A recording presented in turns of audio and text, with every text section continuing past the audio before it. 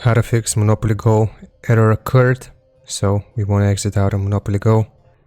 And basically the first fix that I can suggest doing or trying is holding on your app and going to app info and the respective thing for iPhone. And then for iPhone you want to unload the app, and for Android right here we got to press on clear data and then clear all data. So that was the first fix that I can suggest doing.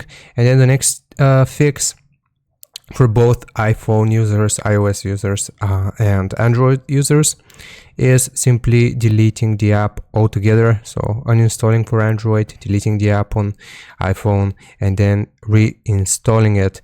Now, another thing that you need to know is that it might not be an issue on your part. So if you get this error, it might mean that everything is good on your part, but it might be an error from the Monopoly Go servers themselves.